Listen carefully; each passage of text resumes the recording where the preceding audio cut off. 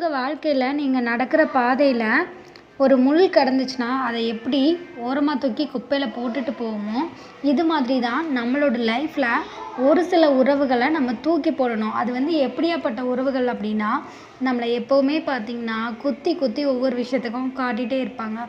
So அப்படியாப்பட்ட உறவுகளாக இருந்தால் நம்மளுக்கு அந்த உறவுகள் வலியை மட்டும்தான் தரும். ஸோ அப்படிப்பட்ட உறவுகளை நம்மளோட வாழ்க்கையில் நம்ம எங்கெல்லாம் போகிறோமோ அங்கெல்லாம் தூக்கிட்டு அலையக்கூடாது. ஏன்னா நம்மளோட உலகம் பார்த்திங்கன்னா ரொம்ப பெருசு. அதில் நம்மளோட வாழ்க்கை அப்படின்றது நம்மளை பொறுத்த வரைக்கும் பெருசு தான். ஸோ அந்த வாழ்க்கையில் நம்ம எந்தவித காயமும் படக்கூடாது அப்படின்னா கண்டிப்பாக இந்த மாதிரியான ஒரு உறவு உங்கள் லைஃப்பில் இருந்துச்சுன்னா கண்டிப்பாக அதை தூக்கி போட்டுறணும். அது மாதிரி எதுவுமே எதிர்பார்க்காம நம்ம வாழ பழகுற அந்த விஷயம் ரொம்ப பார்த்திங்கன்னா நம்மளுக்கு கஷ்டமாக தான் தெரியும். பட் நம்ம வாழ பழகிட்டோம் அப்படின்னா நம்மளோட வாழ்க்கையில் நம்மளுக்கு நிறைய நிம்மதி கிடைக்கும். ஒரு சில மனுஷங்க கிட்ட நம்ம நிறைய எதிர்பார்ப்புகளோடு பழகியிருப்போம். பட் அது அவங்க மூலமாகவே பார்த்திங்கன்னா ஒரு கட்டத்துக்கு நம்ம காயப்படுத்தப்படுவோம் கண்டிப்பாக. ஸோ நம்ம பேசுகிறவங்களும் பழகுறவங்களும் இன்றைக்கி எப்படி இருக்காங்களோ அதே மாதிரி நாளைக்கும் அப்படி தான் இருப்பாங்க அப்படின்றத நம்ம சொல்லிட முடியாது. ஸோ யார் எப்போ வேணாலும் மாறுவாங்க, இதுதான் நிதர்சனமான உண்மை. ஸோ அப்படியாப்பட்ட பர்சன்ஸ் கிட்ட நம்ம எப்போவுமே எதிர்பார்க்காம பழக ஆரம்பிச்சிட்டோம் ஒவ்வொருத்தங்கக்கிட்டேயும் அப்படின்னா உண்மையாகவே அந்த மாதிரி ஒரு சுச்சுவேஷன் நம்மளுக்கு எப்போவுமே வராது. அது மட்டும் இல்லாமல் நம்ம எதையும் எதிர்பார்த்து ஏமாற தேவையில்லை. எப்போவுமே நம்மளுக்கு மதிப்பில்லாத இடத்துல நம்மளோட கால் செருப்பை கூட போடக்கூடாது. ஒருத்தங்க நம்மளை மதித்தா மட்டும்தான் அவங்கள கண்டிப்பாக நம்ம மதிக்கணும். ஸோ நம்மளை மதிக்காதவங்கள நினச்சி நம்ம கவலைப்படவும் தேவையில்லை.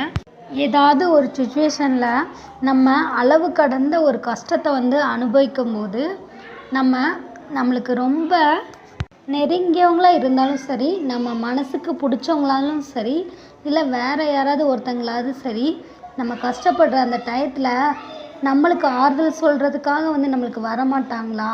நம்ம மனசில் இருக்கிறத ஃபுல்லாக கொட்டி அவங்கக்கிட்ட தீர்த்துற மாட்டோமா? ஒரு டயத்தில் பார்த்திங்கன்னா அவங்கள கட்டி பிடிச்சி கூட அழுது அதனால் நம்மளோட பாரம் எல்லாமே கொஞ்சமாவது குறையுமா அப்படின்னு ஒரு சில பேர் ஏங்கிக்கிட்டு தான் இருப்போம். இந்த ஒரு சுச்சுவேஷன் பார்த்திங்கன்னா கண்டிப்பாக அனுபவிக்காத பர்சன் அப்படின்னு உலகத்தில் ஒரு 99% இருக்கவே மாட்டாங்க. ஏன்னா எல்லாரும் ஏதாவது ஒரு கட்டத்தில் கண்டிப்பாக ஒரு பெரிய காயத்தை அனுபவிச்சிருப்பாங்க. அந்த டயத்தில் கண்டிப்பாக அவங்க மனசில் இந்த ஒரு எண்ணம் ஓடிட்டு தான் இருந்திருக்கும். இது மாதிரி நீங்கள் இது வரைக்கும் இருந்திருந்தாலும் இனிமேல் அப்படி யாரையும் எந்த விஷயத்துலையும் எதிர்பார்த்து ஏமாறாதீங்க. அப்படியேப்பட்ட டயத்தில் கண்டிப்பாக நம்மக்கிட்ட 10 விரல் இருக்குல்ல, அதை வச்சு தான் ஒரு விரலை வச்சு நம்மளோட கண்ணீரை நம்மளே தொடச்சிக்கிட்டு நம்மளோட மனசை நம்மளே தேத்திக்கணும் அப்படின்ற ஒரு மனப்பக்குவத்துக்கு எப்போவுமே உங்களை நீங்கள் பக்குவப்படுத்திக்கோங்க.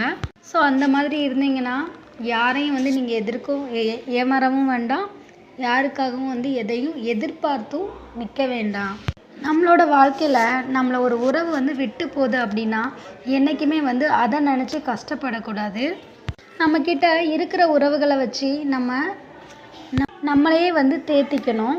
அதே மாதிரி உங்களை விட்டு பிரிஞ்சு போனவங்க உங்களை விட்டுட்டு போனதுக்கப்புறம் அவங்களுக்கு உங்களோட ஞாபகம் மறுபடியும் வருது அப்படின்னா அந்த இடத்துலே உங்களோட பாசம் ஜெயிச்சிருச்சு அப்படின்றது தான் அர்த்தம். உங்கள் லைஃப்பில் என்றைக்குமே நீங்கள் நடந்து முடிஞ்ச விஷயத்த நினச்சி ரொம்ப யோசிக்கவும் செய்யாதீங்க. அதனால் ரொம்ப ஃபீல் பண்ணவும் செய்யாதீங்க. ஒரு சில பேர்லாம் பார்த்திங்கன்னா நம்மள்கிட்ட பணம் இருக்குது அப்படின்னா என்ன பண்ணுவோம் அப்படின்னா, நம்மளை விட மேலே யார் இருக்கா, ரொம்ப ஹை லெவலில் யார் இருக்கா, இல்லை நம்மளுக்கு ஈக்குவலாக யார் இருக்கா, ஸோ அவங்களுக்காக நம்ம ஏதாவது பண்ணலாம். அவங்களுக்கு உங்களோட உதவி தேவையே படாது. பட் அந்த இடத்துல அவங்களுக்காக போய் எதையாச்சும் ஒன்று நம்ம செய்கிறது.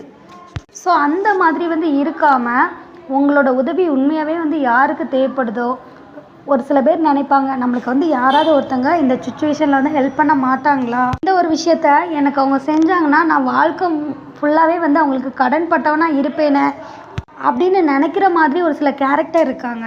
அந்த மாதிரியானவங்களுக்கு நீங்கள் ஹெல்ப் பண்ணுங்கள். உங்களோட லைஃப் உண்மையாகவே சூப்பராக இருக்கும்.